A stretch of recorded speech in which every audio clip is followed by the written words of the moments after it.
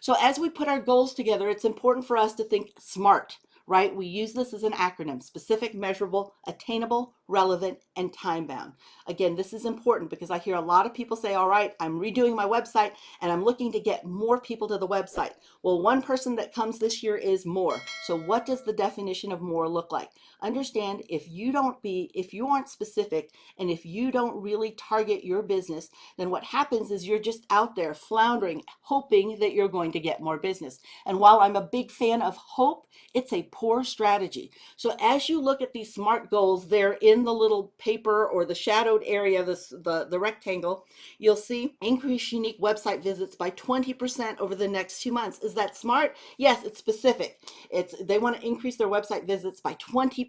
So it's not just more, it's not just open. Is it measurable? Yes, you can measure that either in your website content management system, so that's where your website lives, like a WordPress or a Wix, Squarespace, or Shopify. Is it attainable? Well, only you know that. Let's say if you've only increased website visits 1% for the last 5 years, what are you doing differently in the next 2 months to increase to 20%? Is it relevant? Well, yes. You know, if there's more website visits, that means that you are getting more business and more opportunity to sell your brand or to get known as a brand or to be able to contact leads. It depends on, again, what your goals are for your website. And then time bound, they want it in the next 2 months. So how are you going to measure success? Is it online sales, like some of you have said, generating leads, so you're looking for people to leave their contact info? Is it for direct phone call because maybe you have a local service and they need that plumber, that carpet cleaner, or the carpet installer because they've got a flood going on, or they need heat because it's freezing and they need some sort of instant support, so they might call as opposed to going to a website to educate themselves. But it's on you to really understand and know how your customer reacts and what they need when they are in that moment when they are looking for your product, service, or solution. Now, Google Analytics is how we see some of this. And the reason I bring this up when we're talking about how to make your website work for you, you can't just guess. You know what they say about assumptions, right? And we can't tell people, well, you should look at this page and you should look at this page, because we don't want to should on people. And I did say should, SHOULD. People are going to behave as they behave. And it's on us to be able to understand that and to be able to align with that. So as we look at analytics and we notice, you know what? They're paying a lot of attention to page 3 of our website. They really watch that video. In fact, when they start it, they watch it all the way through, the full minute of it. They look at the information, they download the PDF, they leave their contact information. So maybe we should provide them more information like that. All right. So as you're looking at Google Analytics, what you can see then is real-time reports. So if I did a post this morning or I did a TikTok and I want to see if it drove traffic to my website, I can go straight to Google Analytics and see what's happening, which is really valuable, because if I release something and nothing happens, then I know, okay, was that not connecting with people, or is it the social platform?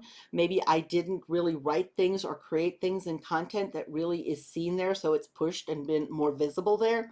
Or was I cryptic maybe and not really fully clear on my call to action? I can start diagnosing some things, but I can't do that until I actually see the data and people vote with their eyeballs on what they pay attention to. So now you can actually track that on your website for no additional cost or anything, just by connecting Google Analytics, because it really is reading how people are consuming information there. So you can see in real time, you release a newsletter, what's happening, as well as you can see the life cycle. Where are you acquiring them from? Are they coming from Facebook? Did they come from your newsletter? Did they come from that Instagram reel? Oh no, it was that Facebook group post.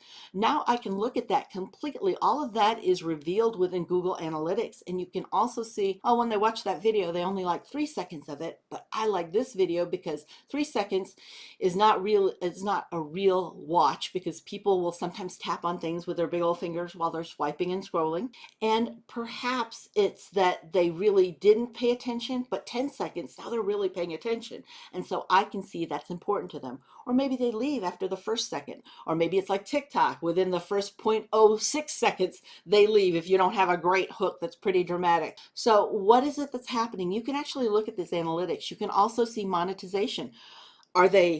What pages are making the most money for you? Are they stuck on the cart? Did they abandon the cart, or are they abandoning the checkout? Because those are two different behaviors, giving you two totally different pieces of information of what people are doing with your website.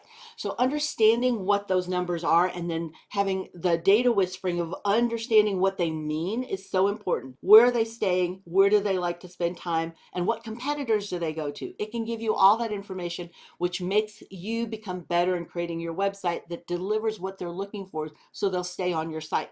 Plus, you can know a little bit more about your users' demographics, their psychographics, and this helps you be more search friendly.